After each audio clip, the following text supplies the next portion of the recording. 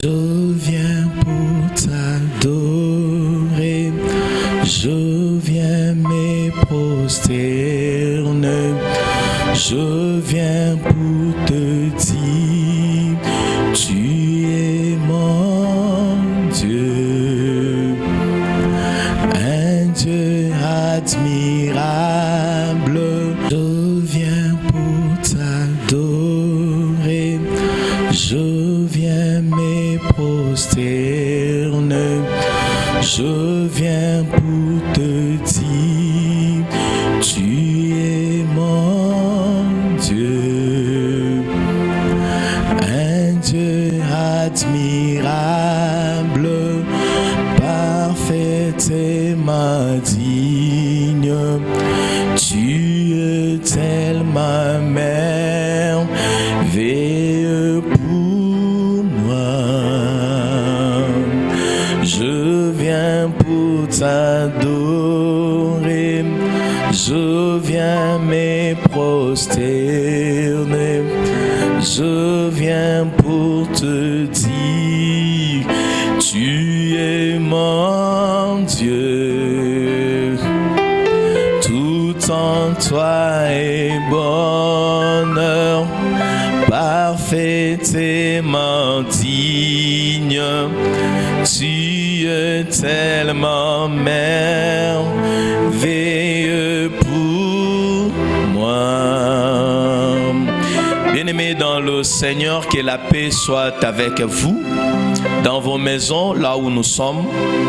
Je ne sais pas, peut-être tu nous suis dans un véhicule, au bureau, dans une chambre. Que le Seigneur nous bénisse abondamment. C'est une grande joie pour nous de nous savoir être reçus dans vos maisons, là où vous êtes, pour ces moments d'édification, ces moments de partage, ces moments de la parole du Seigneur. Que le Seigneur Dieu nous bénisse abondamment. Je vais devoir nous inviter à nous incliner dans la prière. Tu vas prier pour que le Seigneur Dieu te parle. Dieu parle, Dieu parle. Dieu a eu à parler. Dieu continue à nous parler. Si tu crois, le Seigneur Dieu va te parler, il va t'édifier. Prions au nom de Jésus. Seigneur, notre Père, nous te disons infiniment merci pour la grâce que tu nous as accordée de nous retrouver encore une fois de plus au-devant de toi en ces jours, en ces dimanches, pour écouter ta parole. Nous bénissons ces instants, nous bénissons ta parole, ô Dieu. Que cette parole nous apporte réconfort, que cette parole nous apporte vie, que cette parole nous édifie. Au nom puissant de Jésus, nous t'avons ainsi prié. Nous disons tous Amen. Bien-aimé, est-ce que tu peux dire un Amen fort? Que le Seigneur Dieu nous bénisse abondamment. Que ceux qui sont malades croient que le Seigneur Dieu peut les guérir, car notre Dieu, il est celui qui guérit, il est Jéhovah Rapha. Lui n'est pas bloqué par le confinement. Si on l'invite, il va venir. Alors, nous allons devoir partager un petit sujet ce matin qui s'intitule « L'imprévu prévu par Dieu ». L'imprévu prévu par Dieu. Tu peux le dire à ton voisin, à celui qui est avec toi, à ton ami, que l'imprévu prévu par Dieu. Nous nous levons afin de faire la lecture des Saintes Écritures. Nous sommes dans Psaume chapitre 135, verset 6. J'ai lu au nom de Jésus. Tout ce que l'Éternel veut, il le fait. Dans les cieux et sur la terre, dans les mers et dans tous les abîmes. Est-ce qu'on peut dire Amen? Tout ce que veut le Seigneur, tout ce que Dieu veut faire, j'aimerais te dire d'emblée, en grosso modo, le Seigneur Dieu n'est pas bloqué par les scientifiques. Il n'y a aucun scientifique qui peut bloquer le Seigneur.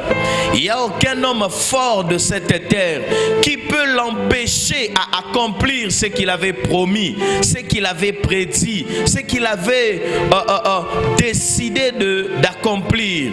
Même le diable en personne, il n'y a aucun démon qui peut s'élever. La Bible dit, il s'est humilié et il s'est rendu obéissant jusqu'à la mort et même jusqu'à la mort de la croix.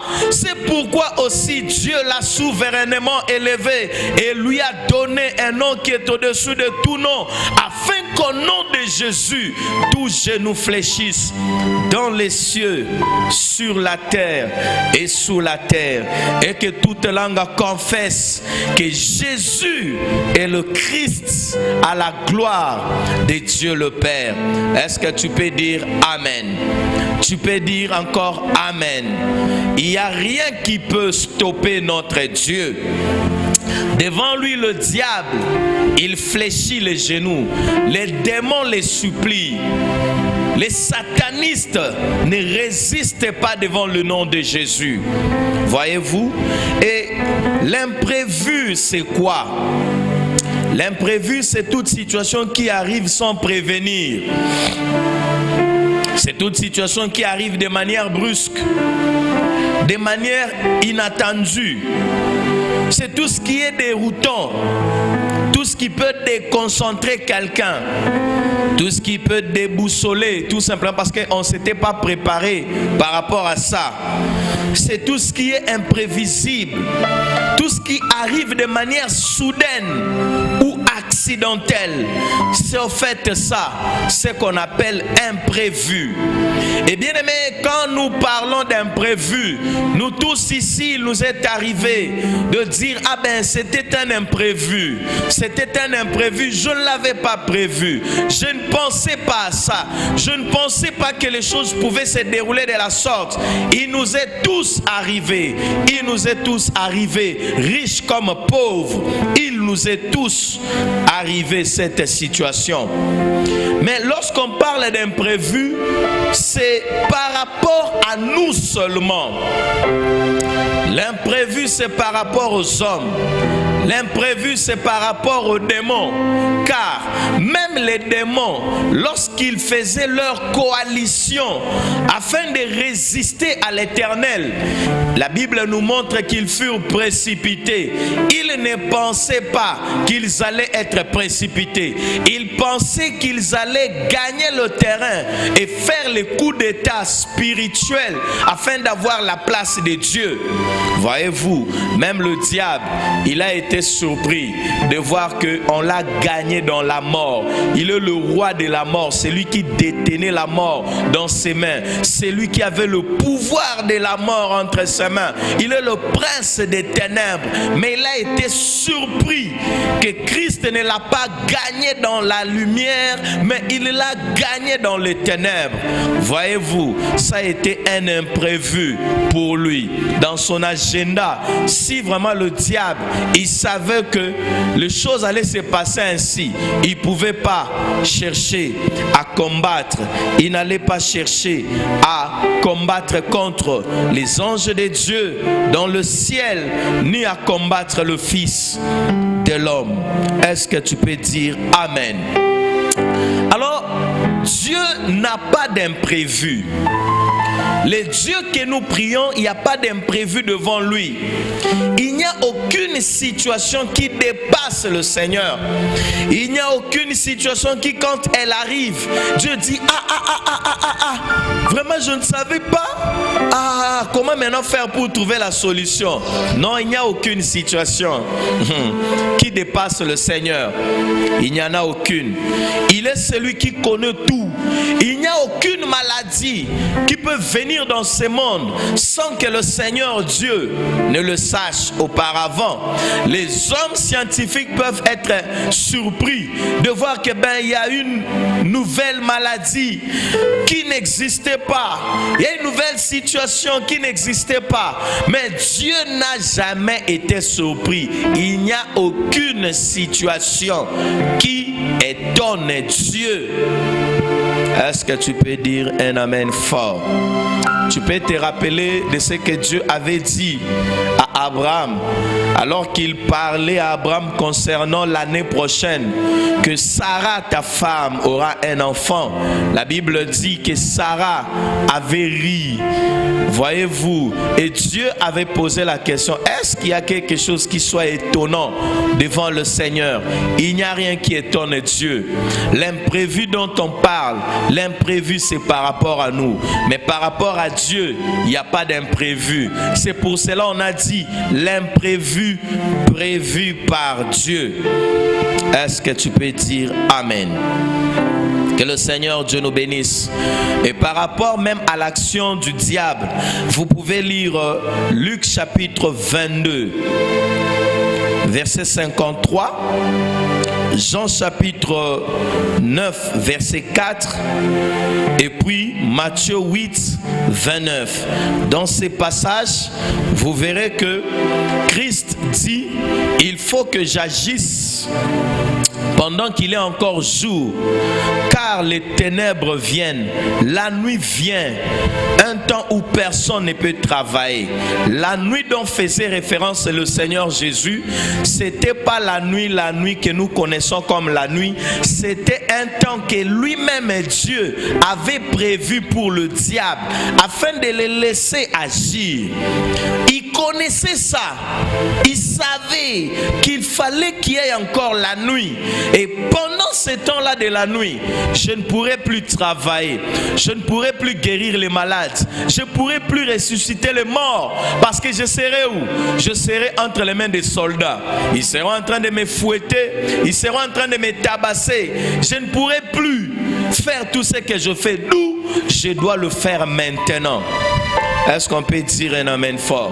Et dans Luc 22, le passage que je vous ai donné, le Seigneur Dieu dit, j'étais avec vous tout le jour dans le temple.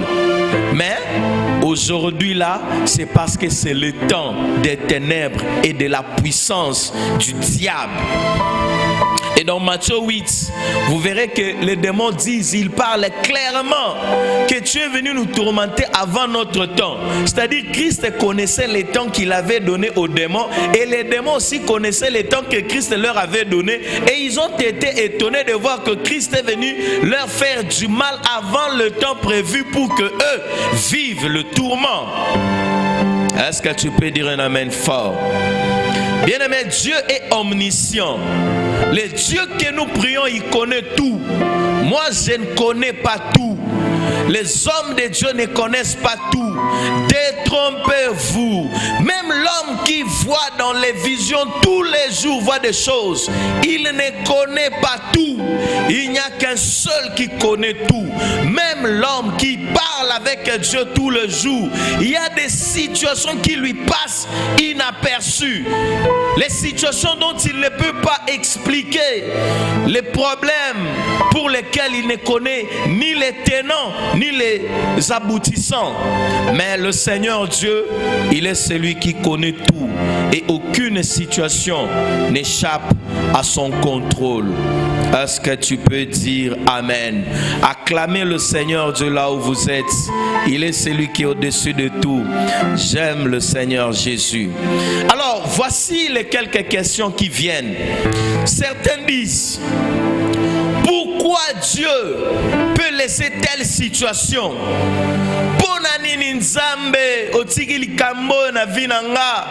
Pourquoi tu as permis à ce que cette situation m'arrive? Pourquoi tu as permis à ce que nous vivions ce qu'on est en train de vivre sur la terre, où une situation a pu mettre à terre tout ce qui était comme un projet, programme, à telle enseigne que toutes les pensées sont dirigées maintenant seulement vers Covid-19. Et non seulement ça, les uns et les autres, chacun a peur, chacun se demande quand est-ce que cette situation prendra fin. Et même si cette situation s'est terminée, mais l'économie, pourquoi Dieu ne dit rien? Pourquoi il n'a pas agi? Pourquoi il n'a pas permis à ce que pareille chose n'arrive pas? Bien aimé, il y a plusieurs réponses. Je vais donner seulement quelques-unes. La première des réponses, c'est que Dieu n'agit jamais avant le temps. Dieu agit pendant son temps. Il n'agit jamais après son temps. Il n'agit jamais avant son temps. Il agit à l'heure H, au jour J. Il agit d'après ce que lui il a programmé. Pas d'après ce que nous on a programmé, mais d'après ce que lui-même a programmé. Voyez-vous, l'agneau de Dieu, la Bible nous dit, il avait été immolé depuis avant même la fondation du monde. Mais quand est-ce que cet agneau s'est manifesté? C'était il y a quelques années, environ 2000 ans. Voyez-vous, Dieu a permis à ce que l'humanité passe pendant tout ce temps-là sans que l'agneau de Dieu se manifeste, alors que lui-même, il avait déjà prévu l'agneau de Dieu avant même la fondation du monde. Et ainsi, ceux qui se posent de telles questions, ils doivent savoir que tout ce que Dieu fait, il le fait d'après son programme. Mais tellement il est amour, qu'est-ce qu'il fait? Il donne à ses enfants certains signaux qu'on appelle des signes qui peuvent être prophétiques pour vous dire, lorsque vous verrez ça, sachez que ceci, c'est là, ainsi de suite. Il donne certains signaux. Et à l'enfant de Dieu, n'est pas seulement chercher à connaître pourquoi Dieu n'a pas agi, mais de regarder aussi les signaux que Dieu avait prévus. Parce que Dieu nous aime, il aime ses enfants. Est-ce que tu peux dire un amen fort? Que le Seigneur Dieu nous bénisse beaucoup. La deuxième réponse que je puis donner, c'est que Dieu veut, des fois Dieu ne parle pas, il ne dit rien.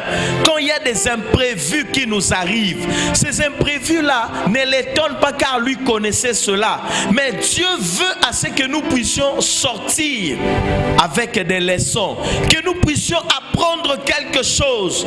Quand vous allez lire dans Job 42, le verset 2, Job, ce qui lui était arrivé, c'était comme l'imprévu.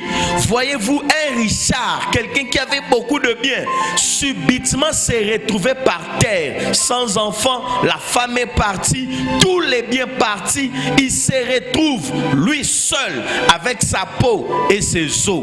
Lui seul, il se retrouve, et à part les quelques amis qui étaient seulement venus pour le condamner, c'était une situation d'imprévu. Dieu n'avait pas prophétisé, Dieu n'avait pas donné une vision, mais cela ne voudrait pas dire que Dieu ne connaissait pas. Non, Dieu connaissait, car si vous lisez au chapitre 1er, vous verrez la discussion entre Dieu et Satan. Le Seigneur savait tout ce qui allait se passer. Il savait que Job allait tout perdre, mais sauf son âme. Il le savait, il le savait. Mais voilà ce que Job sort avec des leçons. Et Job est sorti avec une leçon, il dit, je reconnais, voyez-vous, je reconnais que tu peux tout. Bien-aimé, Dieu est celui qui peut tout. C'est-à-dire, Job, malgré qu'il intercédait, malgré qu'il priait avant, il ne réalisait pas vraiment que Elohim pouvait tout. Mais c'est après toutes ces épreuves, Job est resté constant. Il est sorti avec une leçon que le Seigneur Dieu veut. Il peut tout. Est-ce que tu peux dire un amen fort? Que le Seigneur Dieu nous bénisse abondamment. Bien-aimé, il n'y a aucune situation qui échappe à notre Dieu. Lisons Apocalypse 17, versets 15 à 18. Il s'agit de la prostituée, cette femme qui représente en même temps un empire spirituel qui prendra place, mais aussi une église universelle qui bientôt va prendre place. Mais nous allons lire 3 versets. La Bible dit, il me dit, les os que tu as vus, sur lesquels la prostituée est assise, ce sont des peuples, des foules, des nations et des langues. Les 10 cornes que tu as vues et la bête haïront la prostituée, la dépouilleront et la mettront à nu, mangeront ses chairs et la consumeront par le feu. Verset 17. Car Dieu a mis dans leur cœur d'exécuter son dessein et d'exécuter un même dessein. Voyez-vous, tout ce qui se faisait, tout ce qui a été dit là, depuis le premier verset de ce chapitre 17 jusqu'à maintenant à la fin, la parole de Dieu nous dit que il y a le Seigneur Dieu qui a mis dans leur dessein les pensées de l'éternité. Voyez-vous, Dieu a mis les pensées de l'éternité dans leur cœur. C'était pour qu'ils accomplissent les desseins, qu'ils accomplissent ce que Dieu a ordonné. Pourquoi? Parce que la parole de Dieu doit s'accomplir. Est-ce que tu peux dire un amen fort? Bien-aimés, nous allons finir et puis chuter. Quand vous lisez dans Amos chapitre 4, verset 10, qu'est-ce que la parole de Dieu nous dit? Amos chapitre 4. Amos chapitre 4, verset 10. La Bible dit: j'ai envoyé parmi vous la peste comme en Égypte. J'ai tué vos jeunes gens par l'épée et laissé prendre vos chevaux. J'ai fait monter à vos narines l'infection de votre camp. Malgré cela, vous n'êtes pas revenus. Dieu est capable d'envoyer la peste. La peste, c'est quoi? C'est une épidémie. La peste, c'est quoi? C'est une pandémie. La peste, c'est quoi? C'est une maladie qui peut toucher tout le monde. Voyez-vous un peu ça? Et le Seigneur Dieu, en ces temps, il avait permis à ce que cette peste touche ces populations pour que ces enfants puissent revenir à lui. Mais malheureusement, ces enfants ne sont pas revenus à lui. Et bien aimé, la situation dans laquelle on est en train de passer, on nous parle de Covid, on nous parle du confinement. Bien aimé, tu dois sortir avec un message, tu dois sortir avec une pensée, la pensée de revenir à Dieu, la pensée de retourner à Dieu, la pensée de revenir à Dieu, la pensée de retourner à Dieu. Après Covid-19, après tout ce qui se passera, je ne sais pas quand est-ce que le confinement prendra fin. Bien aimé, tu sortiras avec quoi? Tu dois sortir avec une pensée, t'attacher à Dieu, rester fidèle à Dieu, car ce monde peut passer d'un seul coup. Voyez-vous les économies, comment elles chutent. En l'espace de 3 mois, il y a eu combien de morts? En l'espace de 3 mois, la semaine passée aux États-Unis, 2600 décès en une journée. Est-ce que vous pouviez imaginer un peu ça? Est-ce que vous pouviez imaginer? Bien-aimé, qui pouvait imaginer pareille chose? Ce sont des imprévus pour nous, mais ce ne sont pas des imprévus pour Dieu. Dieu sait et il veut à ce que ses enfants sortent avec des leçons. Tu vas t'incliner dans la prière là où tu es.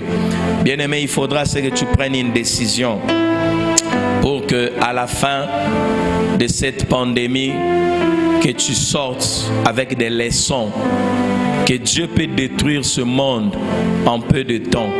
Dieu peut amener la famine sur la terre en peu de temps. Dieu peut faire en sorte que les hommes soient tués par une pandémie dans peu de temps. Que ce soit les scientifiques qui ont fabriqué cela, que ce soit une mutation naturelle, Dieu connaît tout ça. Dieu est au contrôle. Tu vas t'incliner. Nous allons prier. Seigneur Dieu de toute grâce, je te dis infiniment merci pour la grâce que tu nous as accordée, pour la faveur que tu nous as accordée d'écouter cette exhortation. Nous te prions, Seigneur, que tu gardes la foi de mon frère, que tu gardes la foi de ma soeur.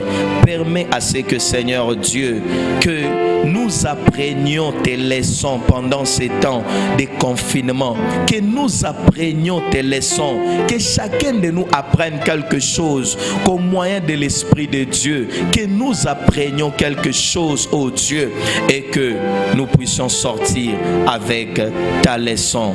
Que la gloire te revienne. Guéris ceux qui sont malades. Guéris ceux qui sont malades. Réconforte ceux qui sont fatigués. Réconforte ceux qui sont fatigués. Bénis tes enfants. Je prie pour mon pays, Seigneur. Bénis la RDC. Seigneur, viens au secours. Viens nous secourir. Et que cette maladie puisse cesser au nom puissant de Jésus. Bien-aimés, que la gloire revienne à notre Dieu et que la paix soit dans vos maisons. Bon après-midi à nous tous. Nous pouvons nous saluer. Merci.